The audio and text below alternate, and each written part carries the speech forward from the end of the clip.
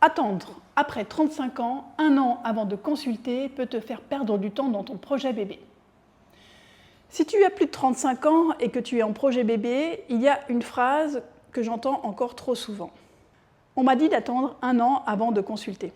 Et parfois ce conseil est adapté, mais parfois il va faire perdre un temps précieux. Aujourd'hui, je veux t'aider à y voir plus clair. Quand consulter après 35 ans ? Quand attendre est raisonnable et quels signaux doivent te faire prendre un rendez-vous plus tôt sans paniquer. Je vais te donner un cadre simple, concret et rassurant. Je me souviens de Sorona qui a 37 ans.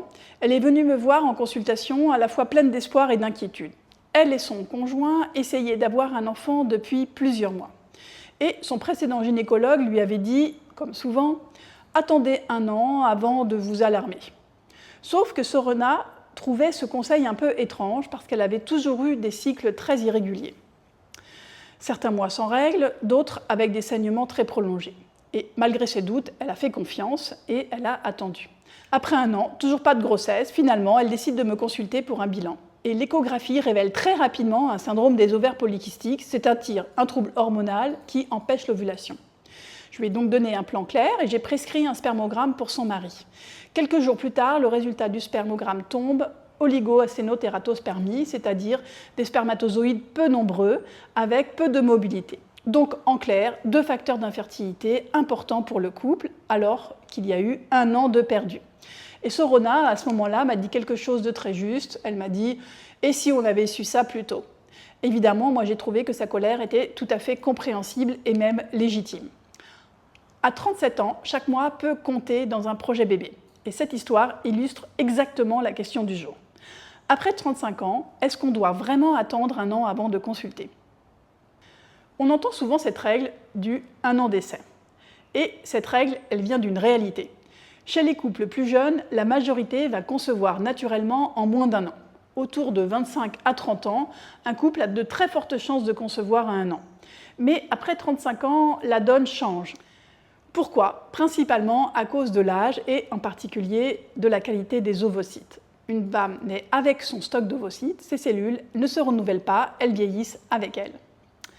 Et donc il va y avoir plus d'anomalies chromosomiques avec l'âge. Le résultat, la probabilité de grossesse par cycle baisse et le risque de fausse couche augmente avec l'âge. Donc attendre 12 mois à 37 ou 38 ans n'a pas du tout le même impact qu'attendre 1 an à 27 ans. 1 an à la fin de la trentaine peut être un temps perdu médicalement, surtout si, comme Sorona, il y a un trouble évident de l'ovulation ou un facteur masculin associé. Sauf que si on ne fait pas de bilan, on ne peut pas le savoir. Je vais te donner une règle très simple et très utile. Avant 35 ans, on parle souvent de 12 mois d'essai avant un bilan, sauf s'il y a des signes d'alerte. J'y reviendrai plus tard. À partir de 35 ans, on recommande d'attendre seulement 6 mois d'essai avant de consulter. Et si tu as 40 ans ou plus, certains conseillent d'attendre 3 mois. Moi, personnellement, je préfère conseiller une consultation immédiate avant de commencer les essais pour faire un bilan rapide et s'assurer que tout est optimisé dès le départ. Et je veux insister, ce n'est pas de l'impatience, c'est du réalisme face au temps biologique. Consulter tôt ne veut pas dire paniquer, ça veut juste dire être prévoyant. Maintenant, je te donne les signaux d'alerte les plus importants. Si tu te reconnais dans l'un d'eux, eh bien, n'attends pas 1 an pour consulter dès que tu as un projet conception. Le premier signe, c'est celui des cycles irréguliers ou absents. Donc des cycles qui vont même être courts ou pas de règles du tout. Ça peut révéler un trouble de l'ovulation comme un syndrome des ovaires polykystiques ou d'autres troubles. Le deuxième signal, ce sont des règles très douloureuses ou très abondantes. Ça peut faire penser à de l'endométriose, de l'adénomiose, mais également des fibromes, des polypes. Et tout ça peut réellement influencer la fertilité. Le troisième signal, c'est les antécédents familiaux importants tels qu'une insuffisance ovarienne précoce, une ménopause précoce chez la maman ou chez une sœur, ou certains autres antécédents de pathologies génétiques. Le quatrième signal, ce sont les antécédents médicaux personnels, chirurgie pelvienne, infection, salpingite, appendicite, fausse couche à répétition, traitement de cancer, etc. Ce sont des raisons de consulter plus tôt. Et le cinquième signal, très simple, plus de 40 ans, on consulte d'emblée. Là, chaque mois va compter double. Je le redis, consulter tôt, ce n'est pas être anxieux, c'est être prudent. En fertilité, mieux vaut prévenir que guérir, ça prend tout son sens. Tiens, je vais ajouter un autre signal, c'est celui évidemment du partenaire qu'on a oublié. S'il a des antécédents médicaux ou chirurgicaux, eh bien on l'envoie consulter un andrologue dès le début du projet. Alors, il y a une peur très fréquente. Si je consulte, on va m'envoyer en PMA tout de suite. Et c'est important de bien déconstruire ça. Consulter ne veut pas dire entrer automatiquement dans un processus d'AMP. En réalité, il y a plusieurs niveaux d'accompagnement. Le premier niveau, ça va être une observation encadrée. On fait un bilan de base, prise de sang hormonale, échographie, spermogramme. Et si tout est rassurant, eh bien, on peut surveiller quelques mois avec des petits conseils, des tests d'ovulation éventuellement. C'est du wait and see actif. On n'est pas là pour donner un traitement médical.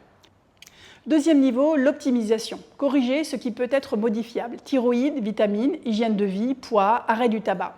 Parfois un petit traitement hormonal pour stimuler l'ovulation si besoin. Ou des conseils pour améliorer un spermogramme un peu limite. Et très souvent, des mesures simples suffisent à débloquer la situation. Le troisième niveau, seulement, à ce moment-là, c'est vraiment l'AMP si c'est nécessaire. Et même là, il y a plusieurs degrés. Stimulation simple, insémination et FIV si besoin. Donc non, consulter n'est pas rentrer dans une usine à bébé. Consulter, c'est avant tout faire le point. Consulter tôt, c'est récupérer quelque chose de précieux, de la clarté. Quand tu attends mois après mois, tu peux te sentir impuissante. Chaque cycle amène espoir, puis déception. Et tu restes seule avec tes questions. Faire un bilan, c'est poser une action concrète, c'est reprendre les commandes et tu sors avec une vision claire. Soit tout va bien et tu peux continuer sereinement, soit on a identifié un obstacle et on le traite. Dans les deux cas, tu avances. Et surtout, ça évite le scénario de l'urgence à 40 ans, où tu te retrouves face à décider vite avec une pression énorme. Être lucide, ça ne veut pas dire être paniqué. Au contraire, faire le point tôt désamorce le sentiment d'urgence. Donc, si tu dois retenir aujourd'hui une chose simple, c'est celle-ci. Après 35 ans, consulter tôt, c'est de la saine prévoyance. C'est un acte de prévention, de clarté et surtout d'empowerment.